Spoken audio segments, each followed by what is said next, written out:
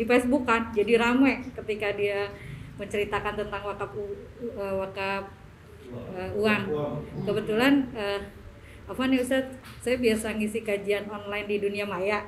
Jadi semua jamaah saya tuh pada tanya, Umi, bukannya kalau wakaf tuh biasanya barang yang nggak bergerak, atau Sayyidina Utsman kan pernah wakafin Bang Utsman gitu ya, emang berguna bermanfaat untuk umat ya. Ini gimana sih gitu kajiannya gitu.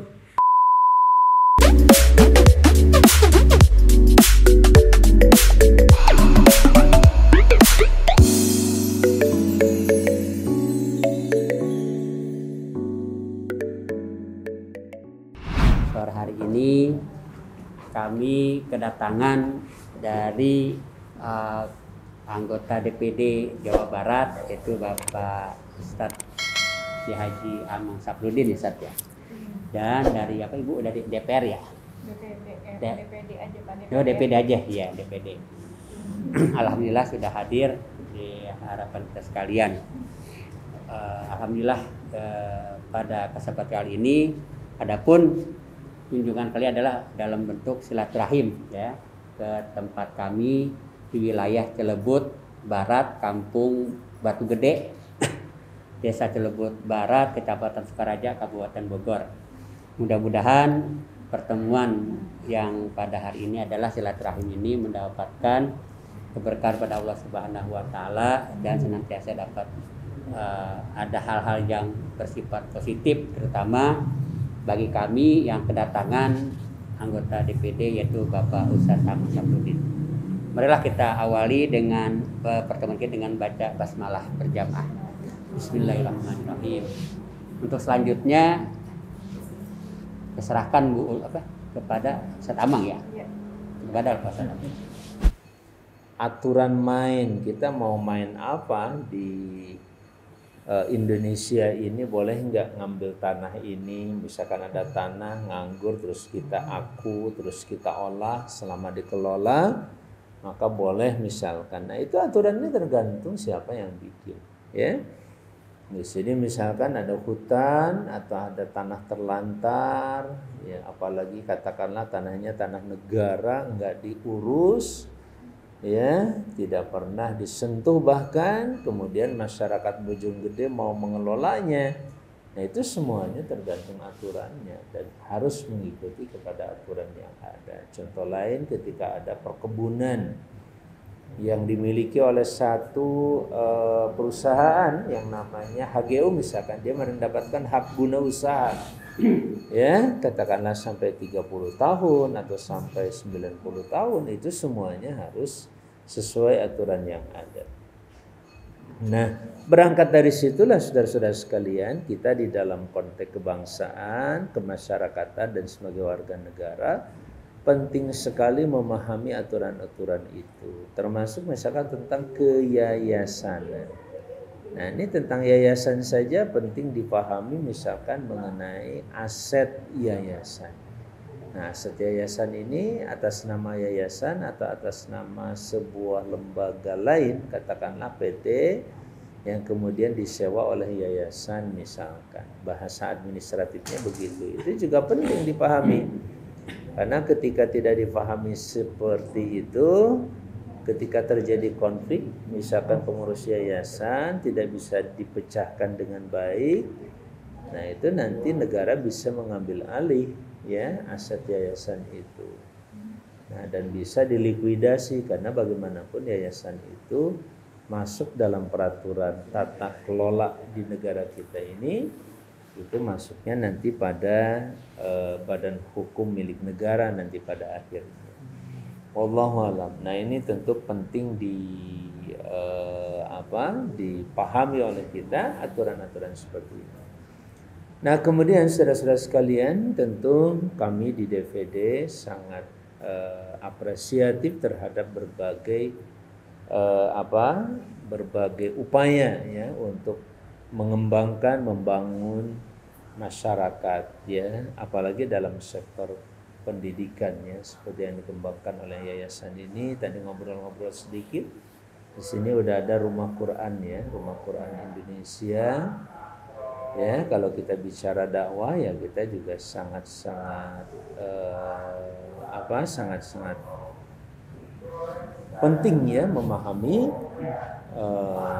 dakwah sebagai satu sistem yang bisa dan sangat yakin mampu bukan hanya mewujudkan suatu masyarakat atau satu bangsa bahkan negara, tetapi juga bisa sampai pada tingkat bagaimana kita maintenance ya, perawatan, pemeliharaan suatu masyarakat, negara dan bangsa ini juga melalui dakwah. Apalagi di dalam dakwah ada yang disebut yad'una ilal khair, ya, mengajak kepada kebaikan. Ibu-ibu sekalian, konteks kebaikan ini kemudian kalau kita mengacu pada ayat yang tadi, wal takum minkum ummatu yad'una ilal khair wa ya'muruna bil ma'ruf wa yanhauna 'anil munkar, itu kan seharusnya menjadi satu paket. Satu, ada muatan ad-da'wah ilal khair. Yang kedua, yang juga bisa mewujudkan ad-da'wah ilal khair itu adalah yad'una ilal khair, itu dalam bentuk ya'muruna bil ma'ruf wa yanhauna 'anil munkar. Nah, sering saya sampaikan saudara-saudaraku sekalian, kalau bicara amar ma'ruf nahi munkar, namanya perintah atau larangan itu tidak lepas dari yang namanya atasan bawahan. Suatu perintah baru efektif kalau datang dari atasan ke bawahan. Dari bawahan ke atasan namanya apa, Ibu? Halo? Kalau dari atasan ke bawahan apa namanya? Permohonan. Seperti kita saat ini karena kita di bawah, ya kita cuma bisa mohon jalannya diperbaiki. Mohon ini tidak dijual, tapi biarkanlah BUMN itu milik negara, tidak diswastakan. Mohon dan seterusnya dan seterusnya. Tapi kalau kita berada dalam posisi di atas alias berkuasa, kita bisa langsung perintahkan, ya. Misalkan itu lahan tidak boleh digunakan kecuali untuk ini, untuk ini, untuk ini. Semua kepentingan dakwah silahkan. Baik yang muslim, non muslim punya kepentingan untuk mengembangkan agama, silahkan ambil itu lahan misalkan. Ya, kan itu luar biasa ya ketika ada satu perintah. Nah, dulu kita mengelola lahan itu susah misalkan, tapi sekarang ada kebijakan yang saya sering sampaikan juga hampir di setiap forum, kecuali tadi saya lupa. Ada yang namanya reforma agraria, Ibu-ibu sekalian. Reforma agraria itu ada lahan misalkan ex-HGU, bekas hak guna usaha yang sudah habis atau masih aktif juga bisa, nanti paling tidak diambil 20%. Kalau yang sudah habis dan terlantar atau tidak digunakan, itu bisa diajukan sebagai torak namanya, tanah objek reforma agraria, dengan merelokasi atau meredistribusi tanah itu menjadi milik masyarakat, bahkan diberikan sertifikatnya. Itu contoh. Kalau ada misalkan di sini di Bojonggede katakan ada 100 hektar tuh nggak pernah tersentuh, sebuah perkebunan misalkan, tapi juga tidak terawat dengan baik. Nah itu ternyata milik PT ini dalam bentuk HGU tadi. Nah HGU-nya sudah habis. Nah itu bisa diajukan menjadi torak tanah objek reforma agraria, dibagikan ke masyarakat di sini. Kalau ada 100 hektar rata-rata dapat 1000 saja kan, ya tinggal 100 kali 10 berarti kan ada 1000 kepala keluarga dapat misalnya. Nah itu saja sudah sangat membantu masyarakat. Nah ketika itu datang dari penguasa yang menguasai dan diberi amanat menguasai negara, membuat rule of the game, ya, membuat aturan main tentang pertanahan seperti itu, ya akhirnya menjadi sah-sah saja. Hanya pertanyaannya ibu-ibu, yang dapat siapa ya kira-kira? Nah, itu persoalan lain. Nah, ketika yang dapat siapa ya tentu tidak akan lepas dari siapa penguasanya, termasuk partai mana yang berkuasa. Maka dia sangat-sangat berkepentingan untuk kemudian membagi program itu bahkan sampai pada tingkat anggarannya kepada orang-orang yang tentu saja setiap manusia yang ada di negeri ini punya kepentingan. Pribadi, keluarga, kelompok, perusahaan, semuanya pasti punya kepentingan. Kita juga punya kepentingan sama. Tinggal kepentingan kita ini untuk siapa, murni pribadi kita atau buat bangsa dan umat yang kita cintai. Barangkali itu sedikit pengenalan. Di samping legislasi kami ada yang namanya fungsi pengawasan. Pengawasan itu ketika tadi misalkan ada undang-undang, yang dari undang-undang itu kemudian dibuatkan namanya program reforma agraria, undang-undangnya undang tentang agraria, dibuatkan program reforma agraria. Nah, kami mencoba untuk mengawasi di lapangan, ya misalkan di sini ada ustadz katanya di sana, nah coba kami awasi ini tepat sasaran tidak, orangnya benar-benar berhak mendapatkan lahan itu atau tidak. Nah, kalau tidak tentu kami bisa memberikan catatan, bahkan kemudian jadi aspirasi dan masukan dalam rangka memperbaiki program maupun anggaran sampai pada tingkat regulasinya. Nah, saya kira saudara-saudara sekalian, ketika dulu kita bicara dakwah itu adalah untuk dakwah ilal khair, kemudian sampai ke khairu ummah, membentuk ummah, saat inilah saya mulai merasakan membangun umat itu memang tidak, jangankan semudah membalik tangan gitu ya, semudah apa tuh ya, semudah berenang pun tidak gitu ya. Ya ternyata bukan persoalan menawarkan kebaikan dan kebaikan itu dijalankan, bukan, tapi tadi ada namanya konflik of interest. Ya, konflik kepentingan itu yang sering kali membuat kemudian kita yang mau baik pun dianggap kemudian bahkan dijadikan sebagai musuh oleh kelompok yang lain. Jadi kesulitannya ada pada persoalan konflik ya di antara manusia, yang ada kelompok yang kadang-kadang ya ini bagus sih dikerjakan oleh dia juga bagus, tapi nggak usah lah kita aja yang ngerjain gitu aja. Jadi kalau orang lain nggak boleh, harus lewat dia semuanya. Ini juga tidak bisa kita hindari berhadapan dengan kelompok dan masyarakat seperti itu. Apalagi ada kelompok masyarakat dengan agenda yang dilatar belakangi ideologi yang berbeda, kepentingan yang berbeda di negeri ini, ya, termasuk kepentingan pribadi kelompok dan perusahaannya atau korporasinya, itu juga menjadi persoalan-persoalan yang jauh lebih besar. Nah, sehingga ibu-ibu sekalian, lahirnya, sekali lagi ini saya sampaikan, lahirnya suatu undang-undang seperti Omnibus Law jelas tidak bisa lepas dari persoalan kepentingan tadi itu. Ya, bagaimana mereka bermain dengan undang-undang itu supaya dibolehkan, perusahaan itu dibolehkan untuk boleh membongkar hutan, boleh mengambil ini sebanyak-banyaknya dengan catatan ini segala macam.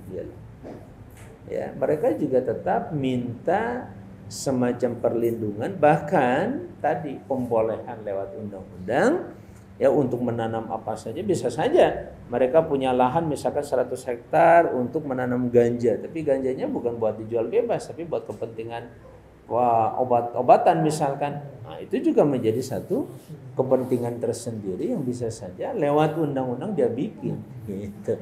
Atau lewat peraturan di daerah misalkan. Itu juga sebuah catatan-catatan penting. Saya ingin balik kepada hakikat kita, terutama untuk yayasan-yayasan Islam, para dai dan lain sebagainya. Penting kita memperhatikan yang saya sering sampaikan dengan istilah pendidikan politik. Ya, pendidikan politik itu tidak bisa lepas dari kata pendidikan itu sendiri, yang kalau dipahami secara substantif memang pendidikan itu adalah politik. Politik itu kan mensiasati sesuatu agar bisa lebih baik. Ibu-ibu kalau lihat anak-anak ribut di sini, kemudian disiasati oleh ibu-ibu supaya tidak ribut, kira-kira dengan apa, Bu? Yang paling gampang kan anak kita, biar nggak nangis dikasih HP. Nah, itu namanya juga berpolitik. Ya, dikasih coklat, dikasih HP, jadi anteng dia kan, anteng. Nggak nangis sih, cuman anteng dengan HP-nya. Tiba-tiba kuotanya habis saja gitu ya. Kuota habis sih mungkin nggak terlalu masalah kalau dimanfaatkan ke yang lain, tapi kalau cuman game main habis ya sayang banget. Nah, itu sebenarnya kalau istilah Sunda itu ngabebenyokeun, mensiasati seorang anak dari nangis supaya tidak nangis, itu sudah namanya politik. Dan itu kan bagian dari pendidikan yang kita lakukan juga, ya, merubah satu kondisi ke kondisi yang lain yang tentu saja diharapkan lebih baik, ya, apalagi tidak mengganggu, tidak merusak suasananya, itu sudah menjadi bagian daripada proses pembelajaran dan pendidikan itu sendiri. Maka dari itu saudara-saudara sekalian, terutama ibu-ibu yang mengajar di sini, dalam konteks Quran pun saya sekarang sedang menggarap ya dengan Pak Acep tadi yang suka bagian media. Kita sedang mencoba menggarap kalau enggak tiap hari ya minimal 1 pekan sekali ya Pak Acep. Ya, saya buat kajian namanya kajian tadabbur Quran tapi dalam konteks fikih konstitusi. Bagaimana memahami Quran dari sisi konstitusi ya, dari sisi pandangan konstitusi. Ya, apa yang suka dikumandangkan atau disampaikan oleh Faraday dengan bahasa Al-Quran dusturuna, misalkan Quran itu adalah konstitusi kami atau undang-undang dasar kami. Nah, dalam kajian di subuh itu coba saya melihat sisi itu. Begitu banyak Quran, muatannya begitu kaya dan komprehensif, lengkap insya Allah. Ya, tapi saya ingin melihat Al-Quran sebagai sebuah konstitusi gitu. Ya, Al-Quran dusturon ya. At-tadabbur fil Quran dusturon. Bagaimana saya mencoba melakukan tadabbur pemahaman Quran dari sisi konstitusionalnya. Kenapa? Karena kita sadar saya ini atau kita ini hidup di bumi, buminya milik Allah, Allah itu Rabbul Alamin, penguasa, pencipta. Masa sih ada penguasa dalam logikanya Abul A'la Al-Maududi kalau masih ingat dengan buku-buku beliau atau penulis pemikir Muslim dari atau tokoh gerakan Islam dari Pakistan, itu ada logika dulu. Masa sih seorang penguasa, seorang raja berkuasa tapi tidak punya konstitusi gitu kan? Tidak punya aturan, masa ada? Ya satu kita aja RT saja punya aturan, jangan RT di yayasan ini punya aturan enggak? Ada aturan main, bahkan aturan menggunakan kelas, ya, aturan menggunakan kamar mandi, aturan dan seluruhnya selalu punya aturan. Apalagi alam semesta ini, secara faktual dan real nyata sudah pasti sunnatullah itu adalah aturan. Nah sekarang penghuninya masa nggak diatur sih? Yang menghuni di bumi bahkan Allah juga mengatur. Bagaimana pengaturan secara sunnatullah, siklus alam sudah sangat jelas sekali. Siklus alam sampai pada tingkat kehadiran binatang, jenis binatang yang boleh beternak banyak dalam sekali lahirnya bisa 10-12, ada yang cuma 1-2.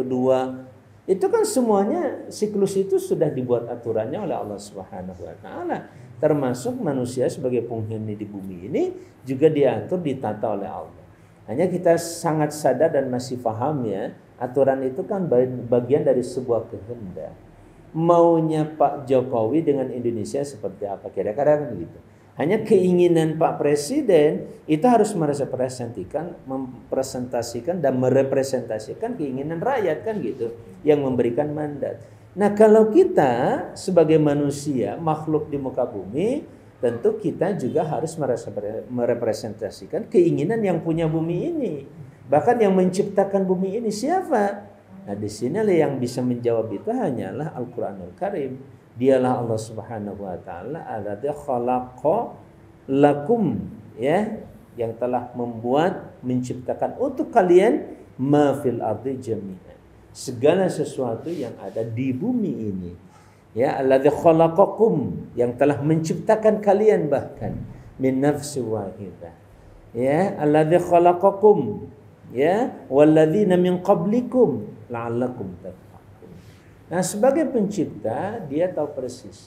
Nah, kita ingin bikin bangunan ini, tahu persis buat apa sih kita punya bangunan ini. Kenapa bentuknya seperti ini, enggak seperti masjid? Loh, memang niatnya juga buat kelas. Makanya bentuk menggambarkan suatu fungsi, dan fungsi itu menggambarkan sebuah keinginan yang bangunnya. Sebagaimana alam ini juga diciptakan oleh yang maha menciptakan, maka dia yang paling tahu maunya yang maha menciptakan alam ini buat apa. Termasuk manusia diciptakan itu maunya yang maha menciptakan kita adalah untuk mengabdi kepadanya. Hanya proses pengabdian itulah yang kemudian dijelaskan dalam risalah begitu lengkap. Bukan hanya ruku sujud, tapi pengabdian yang secara komprehensif termasuk kehidupan kita sehari-hari yang lain. Hubungan kita suami istri, orang tua anak, kakak adik, kakek nenek, ya tetangga. Konteks hubungan itu juga ditata dan diatur dengan sebuah aturan yang luar biasa, cukup komprehensif dan lengkap. Nah, kira-kira sisi itulah ibu-ibu yang saya coba pelajari dari Quran dan kajian tadabbur Quran. Ya, silakan subscribe, like and share. Ya, komen, like and share begitu. Ya, channelnya apa Pak Acep? Ya Pak Acep, ini Pak Acep ya. Ya, Khas TV, Khas TV. Nyarinya harus pakai Kang Haji Amang Syafruddin TV. Karena khas sudah banyak, tapi kalau dijelaskan begitu muncul kira-kira itu. Ya, biasanya tiap pagi setengah jam berapa Pak Acep? Jam 6:15 lah atau jam 6 sampai jam 7, bahkan sampai setengah 8. Itu kajian dengan santri sebenarnya, santri Al-Qudwah. Tapi saya mencoba pelan-pelan menjelaskan kepada para santri untuk menghadirkan atau melahirkan santri-santri yang memiliki pemahaman secara konstitusional terhadap negara. Jadi belajarnya sekali mendayung 2-3 pulau terlampaui. Dari kajian tafsir itu saya tekankan faktor pemahaman karakternya, pembentukan karakternya, terus juga saya coba kembangkan di situ hafalannya, sekaligus bagaimana kita mempersiapkan mereka menjadi warga negara yang cerdas seperti diinginkan oleh sistem pendidikan nasional kita di dalam undang-undang, ya, yang menghendaki kelahiran suatu generasi yang namanya warga negara yang demokratis dan bertanggung jawab. Bagaimana dia bisa berdemokratis kalau gak mengerti hubungan dia dengan orang lain? Yang paling mengerti dia bahkan dengan alam saja, bukan hanya dengan orang lain. Apakah muslim lagi atau non-muslim, dengan alam bahkan dengan binatang. Yang bisa mengatur itu secara detail hanyalah Al-Quran yang kemudian dijelaskan oleh sunnah Rasulnya Muhammad SAW. Oleh karena itu Bapak dan Ibu sekalian, terutama ibu-ibu yang sekarang sedang menggerakkan Alkitab, dalam hal ini Al-Quran, dzalikal kitab, tentu ini adalah kunci pertama. Dengan catatan jelaskan dan pahami oleh kita, kemudian jelaskan bahwa Quran ini adalah human constitution, ya, konstitusi kemanusiaan yang mengatur seluruh manusia dimanapun manusia itu berada dan kapanpun, bukan hanya hari ini, sangat-sangat membutuhkan kitabullah ini. Ini harus kita yakini karena memang begitu faktanya. Kalau tidak diyakini seperti ini, maka akhirnya manusia atau kita pun kadang-kadang ragu menyampaikan Islam atau menyampaikan Quran kepada orang lain. Yakin gak ya dengan Quran persoalannya selesai? Ya, silahkan dibuktikan. Apalagi kalau membaca surat Al-Baqarah, babnya tentang persoalan infak dan riba. Itu menjadi dua kontroversi yang tidak bisa dipisahkan. Ya, selalu terjadi antara infak dan riba. Ya, nah, tinggal masalahnya siapa yang menang. Kalau menang riba, maka terjadilah kehancuran ekonomi. Tapi kalau infak yang menang, insya Allah ekonomi akan selesai. Kenapa saya gunakan infak? Sebab dari infak itu nanti ada pembelanjaan yang sifatnya jual beli, ada pembelanjaan yang sifatnya memang dalam bentuk volunteer atau dalam bentuk sukarela, ada pembelanjaan-pembelanjaan seperti sedekah, infak dan lain-lain sebagainya, ya. Itu juga sangat-sangat menentukan. Tadi saya bicara, ya, ketika sebuah desa itu hari ini dengan Undang-Undang Desa Nomor 6 tahun 2014 mendapatkan dana dari pusat, ya, namanya dana desa yang besarannya kurang lebih sekitar 1 miliar, dan itu diundangkan, ada dalam teks undang-undangnya kalimatnya yang begitu jelas. Nah, saya sampaikan kalau saudara-saudaraku sekalian sebagai pengurus desa, apalagi kepala desa, hanya menunggu 1 miliar itu kecil sebenarnya. Walaupun itu cukup membantu, ya, tapi kalau kita membangun desa Anda yang penduduknya bisa mencapai 50.000 penduduknya, kepala keluarganya 12.000. Saya bilang kalau yang 5.000 saja dia berhasil dikonsolidasikan dengan baik, dan mau infak per hari 2.000, tinggal ibu-ibu mau jalan atau enggak mungutin duit 2.000. Skala RT naik ke skala RW, baru ke skala desa. Kalau berhasil tadi ada berapa? Desanya apa, RT-nya? 140 RT. Berarti kan 140 grup lah katakan. Ada 140 kolektor yang mau dan berhasil menghimpun, saya katakan gak usah 12.000. 5.000 aja dengan 2.000 berarti satu harinya 10 juta, maka satu bulannya 300 juta, dalam satu tahun 3,6 miliar, melebihi jauh, berarti 3,6 kali lipat dari dana yang dialokasikan oleh APBN ke tingkat desa. Nah, kita bisa hidup dengan infak. Lihat, ini gerakan infak. Belakangan kan Pak Jokowi bagaimana sedang mencoba untuk menggali potensi infak dalam bentuk wakaf hari ini. Karena potensi wakaf itu bukan ratusan miliar, bukan ratusan triliun, bisa ribuan triliun. Kan saya bilang tadi ya, kalau angkanya segitu saja. Nah, sekarang penduduk Indonesia itu 270 juta. Hitung saja 200 juta yang muslim. Nggak usah banyak-banyak. 100 juta saja deh yang infak 2.000 per hari, hitung sendirilah. Ya.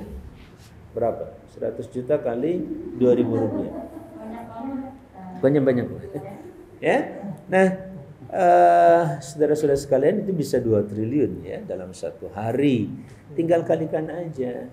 Ya, 360 hari misalnya. Nah, saya sampaikan di sini sekali lagi bagaimana konstitusi Quran jauh bisa dan mampu menyelesaikan, dan tanpa reserve ya, semuanya kembali kepada Allah Azza wa Jalla yang maha memberikan reward and punishment dalam satu ayat sederhana, Maliki Yaumiddin, kelak di hari pembalasan.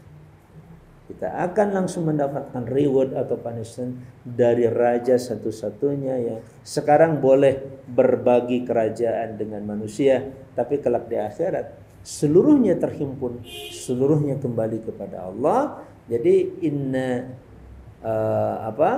wa inna ilaihi rajiun itu bukan hanya kitanya, tapi seluruh yang melekat pada diri kita, harta segala macam kembali kepadanya, kembali kepada Allah Subhanahu wa ta'ala. Saya kira itu sebagai sebuah salam silaturahim dengan warga di sini. Mungkin tempo hari nyoblos saya atau enggak ya, enggak tahu juga.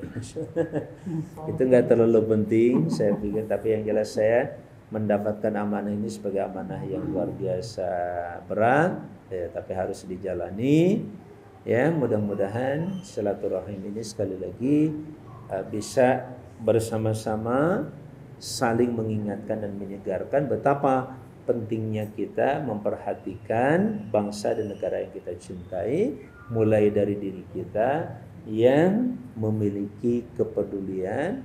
Salah satunya tadi ya, kalau Rumah Quran Indonesia ini katakanlah sangat concern dalam kitabullah, itu sangat-sangat tepat sekali ya, bahwa belajar Quran adalah belajar tentang sebuah sistem hidup sekaligus konstitusi yang bisa merapihkan berbagai persoalan. Karena ketika bicara undang-undang produk manusia, maka tidak akan lepas dari apa yang Allah ingatkan dalam Al-Quran. Afala yatadabburuna al-Quran walau kana min 'indi ghairillahi lawajadu fihi ikhtilafan katsiran. Tidakkah mereka mentadabburkan Al-Quran kalau datang dari sisi selain Allah, maka pasti akan mereka temukan perselisihan yang banyak.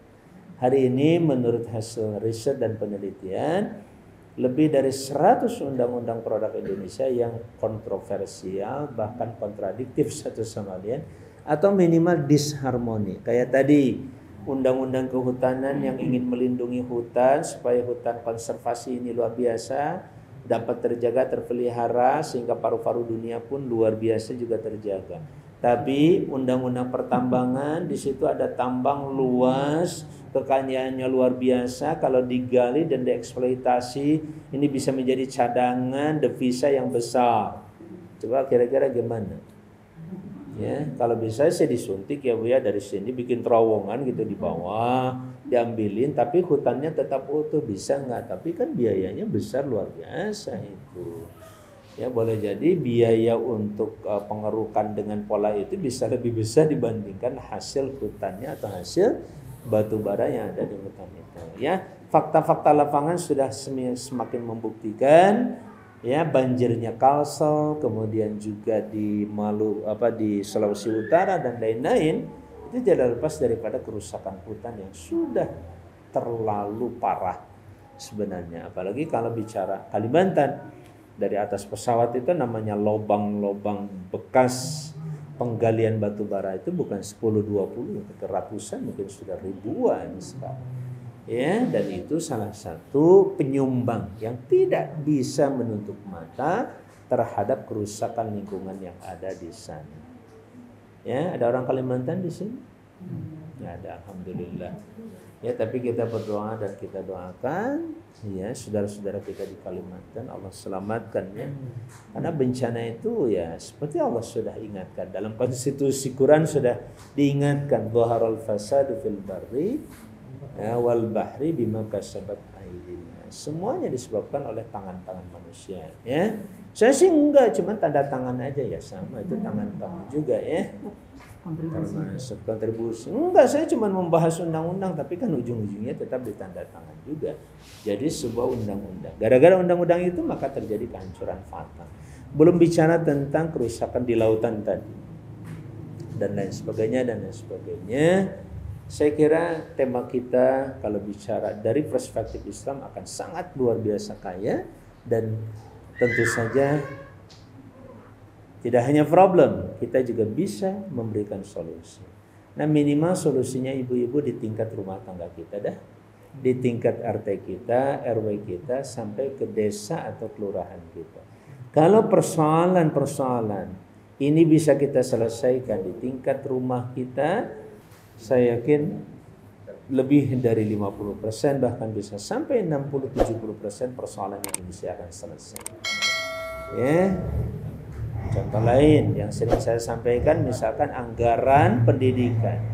Anggaran pendidikan yang 20%, kalau misalkan APBN itu katakanlah 2.500, maka 20%-nya kan tidak kurang dari 500 triliun. 500 triliun itu kalau dibagikan ke desa habis ya paling hanya sekitar 80 triliun saja. Nggak sampai 100 triliun. Kalaupun misalkan dibagikan ke desa 1 miliar dan kelurahan 1 miliar, ya paling gede hanya 100 triliun saja. 400 triliunnya silahkan digunakan untuk kalian. Tapi yang 100 triliun kalau kembali ke desa dan efektif, dan itu saya yakin pendidikan di tingkat desa seperti kita yang ada di sini mendapatkan tunjangan atau bantuan seperti itu, tentu saja tingkat kesejahteraan masyarakat atau ya indeks pembangunan manusia dari sektor pendidikan itu akan sangat meningkat, karena kita akan bisa menyelesaikan pendidikan itu dari desa. Problematika anak-anak yang tidak bisa mengikuti pembelajaran dan pendidikan di desa dengan dana 1 miliar khusus itu akan selesai. Dan itu baru mengambil 1 atau 100 triliun atau 75 triliun saja dari anggaran 500 triliun atau dari anggaran 2.500 bahkan sampai 3.000 triliun. Insya Allah tidak akan sia-sia. Disitulah pentingnya bagaimana kita membangun negara ini pun atau bangsa dengan pendekatan-pendekatan yang jauh lebih humanis, yang jauh lebih efektif. Bahkan sering saya sampaikan dalam konteks misalkan pemekaran. Pemekaran satu kabupaten ya, sekarang kan pengen tuh Bogor misalkan dimekarkan menjadi 4 kabupaten. Ya, Kabupaten Bogor akhirnya, kemudian Timur, kemudian Barat katakanlah jadi 3 kabupaten lagi. Kalau nambah 2 saja, kalau masing-masing 2,5 triliun berarti kan ada 5.000. Ya maaf, kalau 2,5 triliun masing-masing misalkan yang dimekarkan itu dananya berarti kan sekitar 5 triliun. Ya 5 triliun itu kalau jatuhnya ke kabupaten, maka kabupaten yang baru saja dimekarkan dan membangun pasti ya dana tidak kurang dari 60% akan digunakan sebagai dana pegawai atau belanja pegawai. Tapi kalau jatuhnya ke desa, bayangkan dengan 5 triliun kita bisa membiayai tidak kurang dari 5.000 desa. 5.000 desa itu kalau 70%-nya berarti 70% anggaran dari 5 triliun itu akan efektif ke desa.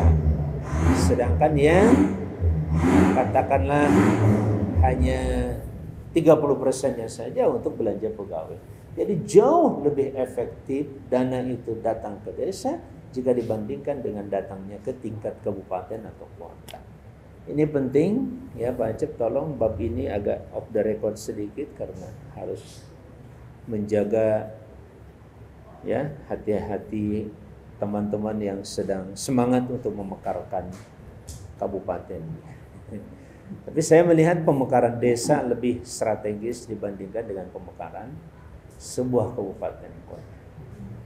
Ya, dan ini juga sudah terjadi. Strategi ini dikembangkan oleh kawan-kawan di Jawa Tengah dan Jawa Timur. Jawa Tengah, Jawa Timur itu sudah 7.000 desa lebih. Kalau Jawa Barat masih 5.300 desa. Ya, Ibu kan kalikan masing-masing 1 miliar. Kalau di sana sudah 7 triliun, di sini masih 5,3 triliun. Di sana bisa 7, sekian triliun. Di sini kita masih 5,3 triliun. Artinya selisih 2 triliun itu bukan uang kecil untuk membangun suatu desa tertentu. Baik, saya kira itu beberapa ya informasi yang sebenarnya juga saya curhat juga ya, karena kalau saya ngomong di pusat dia mau ngomong ke siapa, mentok sana ke sini, mentok ke partai, ini nggak bisa karena tadi itu kita sudah dikepung oleh konflik of interest. Kita sudah dikepung oleh konflik kepentingan dari setiap individu, keluarga, perusahaan, partai dan lain sebagainya, tidak bisa lepas dari itu. Ya, cuman masalah konflik of interest juga kita sadari setiap orang juga punya kepentingan. Hanya sekarang kalau ibu-ibu jadi orang kaya, punya duit 1 triliun, saya yakin ya ibu yang pegang duit 1 triliun dengan seorang pengusaha tidak mengerti tentang konsep Islam pegang 1 triliun, sudah barang tentu akan berbeda hasilnya. 1 triliun orang soleh itu pasti akan menghasilkan kesolehan yang dahsyat. Itulah kenapa Rasul mengatakan ni'mal malus salih indal abdus salih. Ya, harta baik itu di tangan orang soleh. Makanya silahkan ibu-ibu jadi orang-orang kaya dengan kesolehannya ini. Sehingga dengan kesalehannya itu insya Allah dana itu akan jauh lebih efektif dan lebih mudah nantinya akan menyelesaikan gedung ini, saya kira. Belum selesai ya.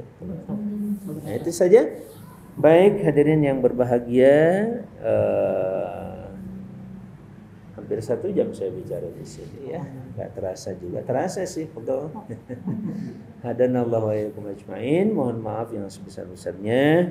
Assalamualaikum warahmatullahi wabarakatuh. Barangkali insya Allah saya akan mengawali. Yang pertama terkait agraria.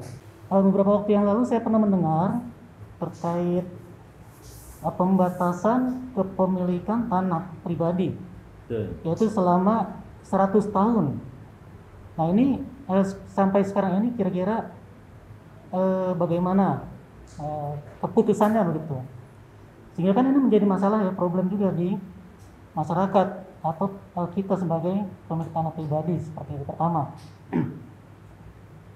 Kemudian yang kedua terkait yang juga isunya sedang hangat sekarang, wakaf uang. Wakaf uang ini mungkin saya awam baru dengar ya maksudnya. Wakaf uang itu tinjauan secara fikih begitu. Barangkali nanti dengan jawaban dari Ustaz kita semua akan terbuka, maksudnya lebih paham. Secara fikih itu wakaf uang itu sebetulnya posisinya seperti apa begitu. Mungkin sementara itu 2 pertanyaan yang saya awali. Apakah dilanjutkan atau mungkin Ustaz langsung menjawab atau silakan. Iya. Syukran. Afwan, insyaallah masih ada ibu-ibu yang mau Ibu ada bertanya pertanyaan? atau komentar juga boleh Bu. Ada Bu, satu Iya, apa? silakan. Tentang surat guna usaha ya, surat guna usaha. Nah itu yang kemarinan sempat agak-agak itu ya, yang ke siapa itu pesantrennya yang dikelola oleh Habib Rizik ya. Pengen tahu aja kok katanya beliau kan itu sudah dibeli sama beliau dari itu punya negara, tapi udah nggak diberikan ke warga, udah kisaran 20 tahun, akhirnya nggak dikelola, akhirnya dijual dan dibeli sama beliau sama Habib Rizik. Nah itu akhirannya sekarang dikasuskan kan gitu, jangan langsung suruh pergi. Itu gimana itu sebenarnya Ustaz? Terus kalaupun seumpamanya itu pertanyaan pertama Ustaz, kalaupun yang tadi Ustaz berikan masukan ya pada kami tentang infak 2000, subhanallah, kalau bisa dikelola dengan amanah luar biasa ya Ustaz. Tapi ya khawatirnya kan kebanyakan ya, karena apalagi kondisi saat ini gitu kan, dengan kondisi yang sudah sangat-sangat perekonomian yang melemah gitu kan, jadi suka ada zon-zon yang su'u gitu, apa nanti bisa nih amanah si A si B gitu. Nah padahal sih manfaatnya luar biasa kan ya, dari ngumpulin uang infak itu, subhanallah gitu. Nah tapi dengan kondisi saat ini kayaknya masih bisakah gitu ya, masih bisakah itu masih bisa diterapkan gitu. Sementara untuk orang-orang yang bisa dikatakan untuk bekerja untuk seperti kolektor gitu, kayaknya masih sekarang udah agak-agak sulit kayaknya Ustadz ya, karena memang semuanya kondisi ya, karena kondisi saat ini seperti itu. Nah kalau hanya jika bisa terjadi luar biasa, tapi kalau semuanya kondisi seperti ini, apakah bisa untuk dikelola gitu? Nah terus kalau ada yang mengelolanya berarti harus pakai ada figur mungkin ya, untuk ini loh nanti kita dikelola sama ini gini, kayak gitu Ustaz. Jadi supaya meyakinkan hanya dari ini disuruh Pak Lurah nanti gini nanti, nah seperti itu Ustaz. Gimana tuh Ustaz?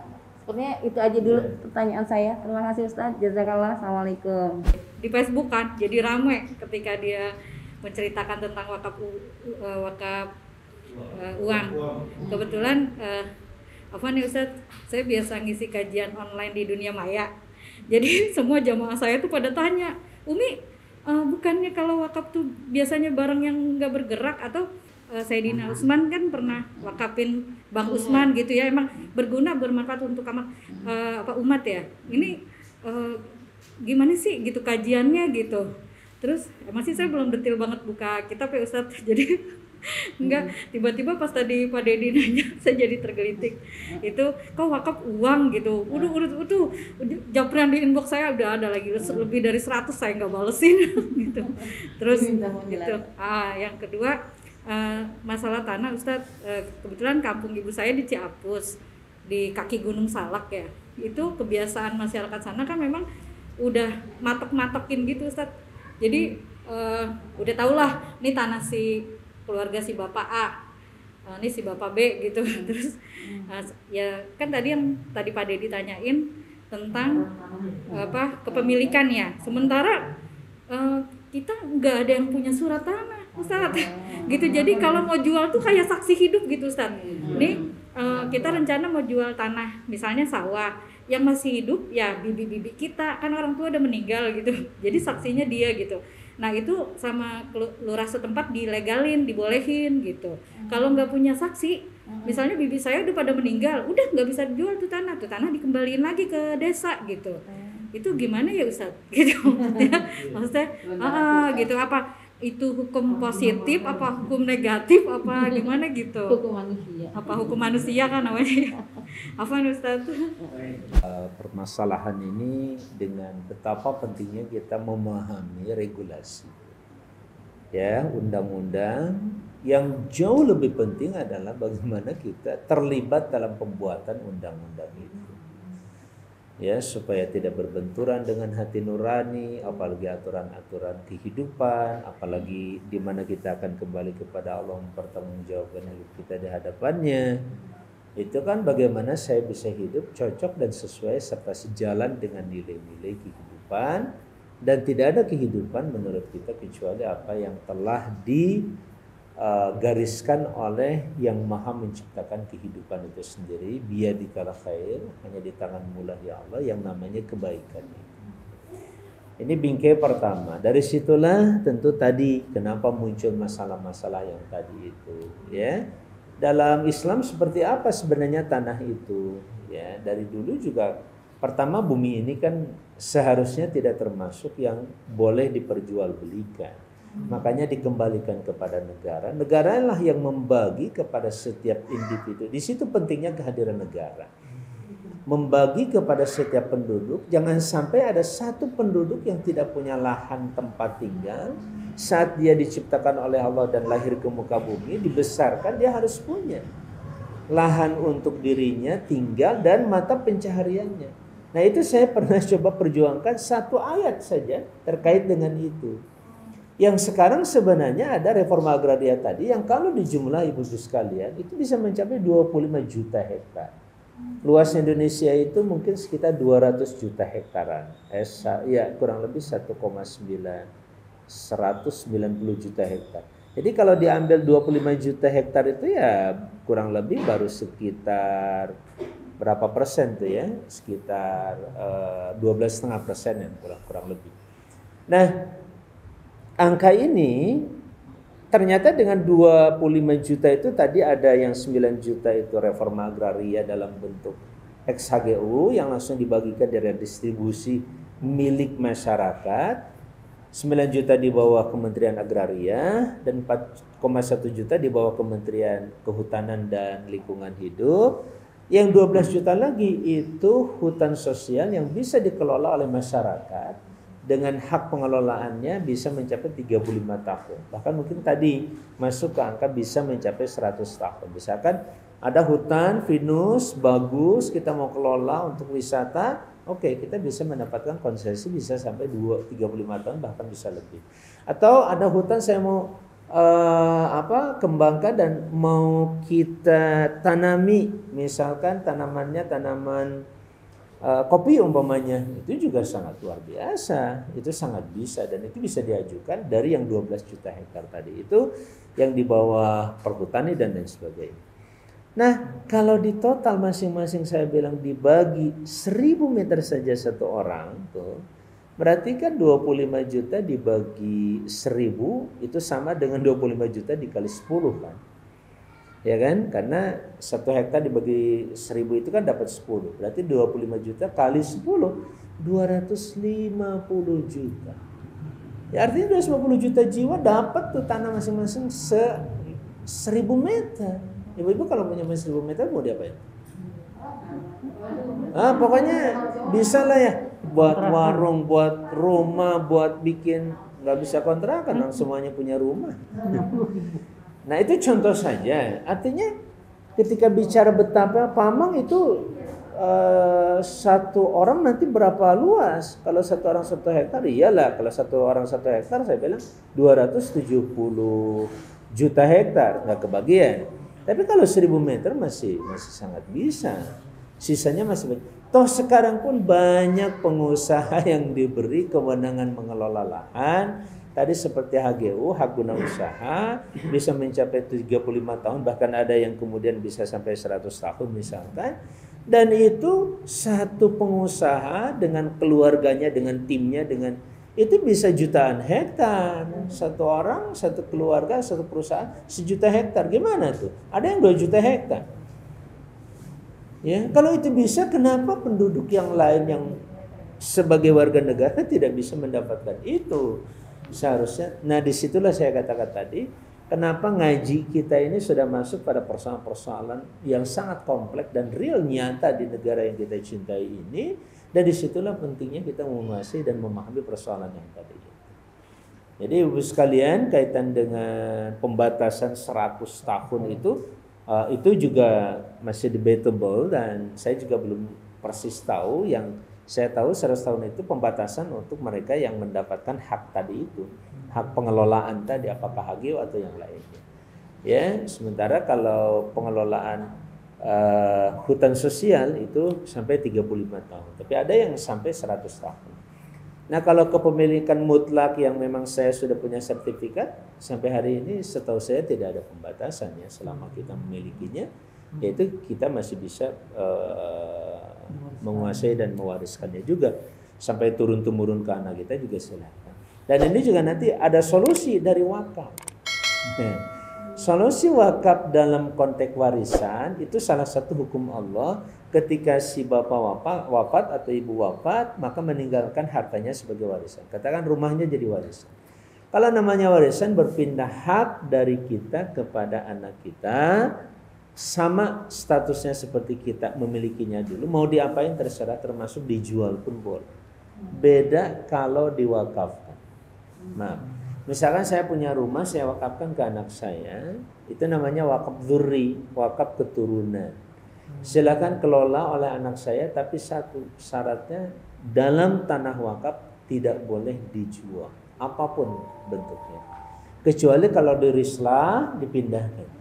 Asal intinya dalam wakaf itu, barang yang diwakafkan itu tidak hilang, yang pertama. Yang kedua, ada manfaat. Nah, tadi masuk ke duit. Kalau uang gimana, hilang nggak? Tergantung kita mau kelola di mana uang itu. Mau diganti uang itu menjadi barang, misalkan, sehingga bahasanya wakaf tanah melalui uang.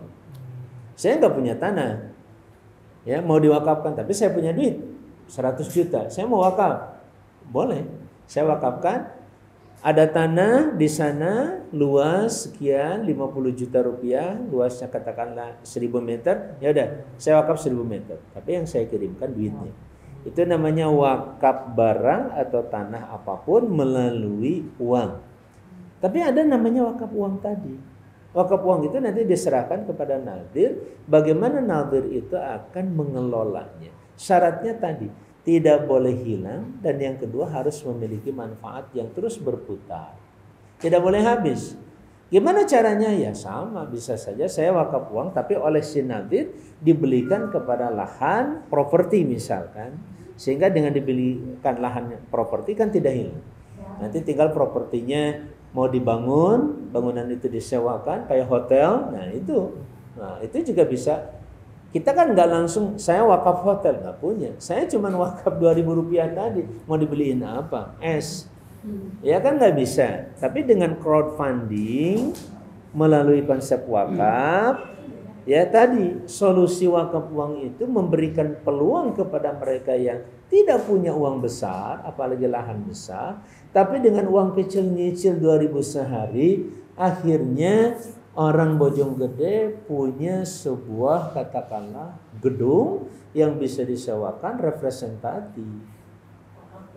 Itu nanti masuknya dalam kategori wakaf uang di situ nantinya. Karena uangnya yang kita serahkan dan langsung dikelola oleh nadir. Nanti terserah nadir, ya mau diapakan nantinya. Yang jelas 2 syarat tidak boleh hilang, tidak boleh dilanggar. 1, tidak boleh habis atau hilang barang yang diwakafkan, ya, atau manfaatnya. Terus yang kedua harus memiliki manfaat yang terus bergulir. Itu saja. Nah, namanya bumi atau di bumi tingkat kerusakan ada saja. Saya wakaf gedung ini, ya paling 100 tahun gedung ini kemudian lapuk, hancur, dihancurkan, ya habis, selesai. Tapi wakaf saya yang dulu ketika dibangunkan di sini insya Allah tidak hilang. Hanya manfaatnya saja sampai usia 100 tahun. Tapi kalau dari 100 tahun itu lahir anak-anak yang pernah menggunakan tempat ini, katakan tahfidz Quran, saya juga dapat royalti dari Allah terus menerus. Makanya tafsir yang paling jelas tentang wakaf jariah itu atau sedekah jariah, sedekah jariah itu memang wakaf. Karena sedekah jariah itu adalah sedekah yang terus pahalanya mengalir, tidak pernah berhenti, yaitu wakaf. Kalau yang lain-lain bisa berhenti dengan pemanfaatan yang dihabiskan tadi. Ya, kita misalkan nyumbang baju, ya paling cuma 10 tahun habis, ya sudah sebatas itu. Tapi nilainya tentu tidak akan dihabiskan di sisi Allah Subhanahu wa taala. Jelas kan di situ ya. Jadi wakaf uang itu juga harus seperti itu. Makanya para ulama kontemporer kemudian hampir sepakat membolehkan wujud wakaf uang itu. Ya, hanya saja tadi wakaf uang atau wakaf secara umum kadang-kadang apalagi lahan kan, kalau dulu kalau nggak buat sekolah, pesantren gitu ya, buat masjid atau kuburan. Nah sekarang namanya wakaf itu seharusnya harus produktif. Namanya kalau infak sedekah zakat selain wakaf itu boleh konsumtif. Memang diperuntukkan untuk emergensi menyelesaikan persoalan-persoalan kebutuhan sehari-hari.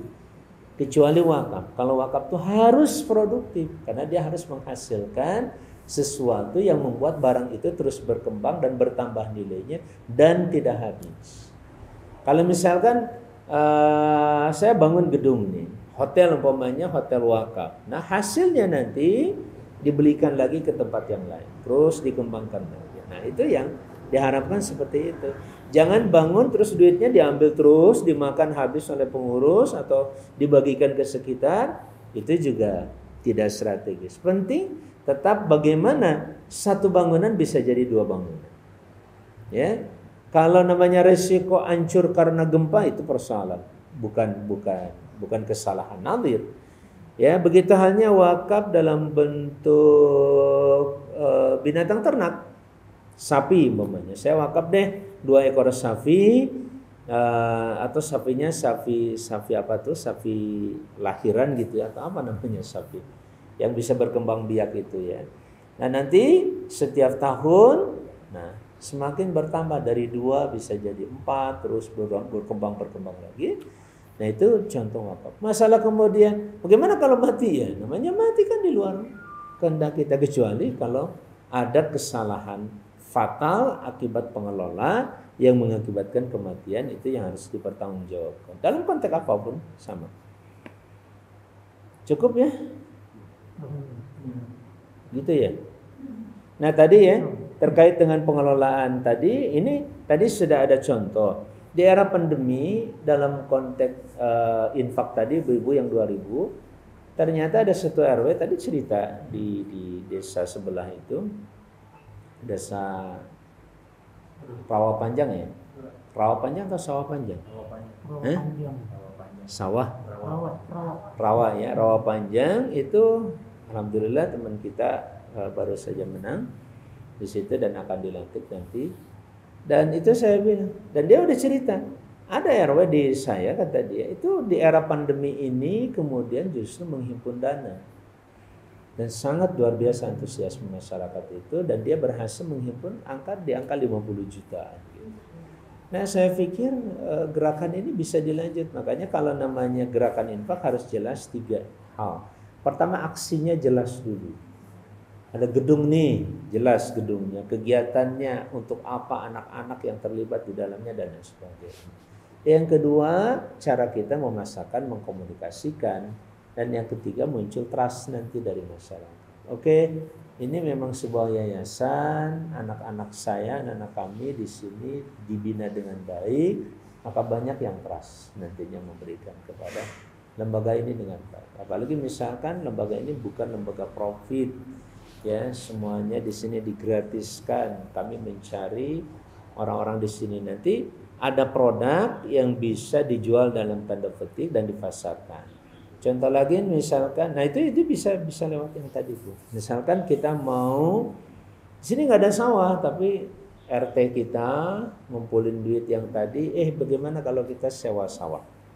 Ya, sewa sawah, yang sawah itu nanti akan menghasilkan katakanlah 1 hektar kurang lebih sekitar 15 juta sampai 20 juta per tahun, 3 kali panen, dari hasil itu nanti akan terus berkembang. Infak jalan terus, sawahnya juga jalan terus, nambah lagi petakan sawahnya, itu juga produktivitas yang nanti misalkan berasnya dibagikan ke masyarakat di sini, itu juga punya nilai tambah ya, lebih daripada sistem infak itu sendiri. Nah yang kedua tadi ya, pertama jelas produktivitasnya, terus yang trust itu kitanya sendiri memang trusted, dipercaya oleh masyarakat, transparan, kita buka, apalagi sekarang ada era digital. Dengan digital orang tahu nih ya, kalau saya infak 2.000 langsung jazakallah terima kasih, infak kita hari ini sudah terkumpul sekian.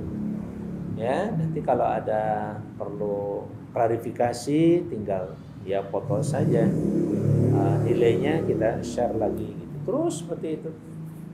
Asal transparan dan dipercaya, masih banyak yang bisa dilakukan oleh kita insyaallah. Yang penting tadi ada produk yang orang simpati dan empati, dan ini merupakan kekuatan yang Allah ciptakan dalam diri kita. Dengan itu semuanya insyaallah dan alhamdulillah selama ini cukup baik bertahan.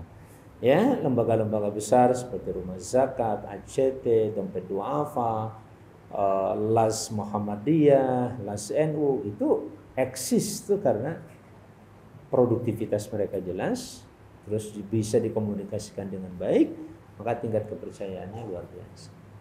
Makanya kenapa pemerintah juga pada akhirnya melirik ya kekuatan infak ini, terutama wakaf salah satunya sebagai salah satu kekuatan ekonomi bangsa, apalagi kita umat Islam yang percaya betul dengan reward yang datang dari Allah Subhanahu wa taala yang maha mengganti apa yang sudah kita keluarkan. Gitu Bu. Kira-kira kuncinya ada di situ. Kuncinya ada di profesionalisme, transparansi, dan yang terakhir, bahkan itu yang paling utama, kita harus punya produk yang dilihat oleh orang, dipercaya oleh orang. Kayak ini produk nih. Cuman ini mau diapain ke depannya, seperti apa? Nah, sehingga membangun empati dan simpati masyarakat untuk bisa berkontribusi dan percaya mengamanatkan dana infaknya ke lembaga ini. Nah, itu kan. Ya, misalkan kita mau bikin pasar wakaf, ya, bikin deh pasar, beli lahannya atau ada lahan desa kita kelola, kita bangun pasar yang bagus, representatif, itu juga sangat. Apalagi kalau ini dikomandani oleh kepala desa. Ya, kalau dikomandani oleh kepala desa, dia nggak usah capek-capek lah programnya, roadshow aja tiap hari mungutin duit gitu. Sudah itu diumumkan, ya. Setiap minggu misalkan di setiap Jumatan sampaikan dana infak desa kita terkumpul sekian. Tiap minggu terus, wah sudah 500 juta, sudah 1 miliar. Kan luar biasa hasilnya nanti di masyarakat juga. Mau diapain nih? Nanti dibicarakan di BPD, bicarakan di lembaga khusus. Nanti mau tadi misalkan sewa lahan, terus dikembangkan di situ beras, nanti berasnya dibawa ke sini dijual lagi ke masyarakat. Ya, nggak dibagiin, dijual. Tapi hasilnya tentu punya nilai tambah buat penambahan nilai infak itu tadi. Sekiranya cukup ya, sudah jam 5 kurang 1/4, kita juga belum sholat sementara ini. Hadanallahu wa iyyakum ajmain. Mudah-mudahan bermanfaat. Assalamualaikum warahmatullahi wabarakatuh. Jangan lupa like, share, subscribe Channel inspirasi dari Kang Haji Amang Safruddin ya. Jangan lupa subscribe.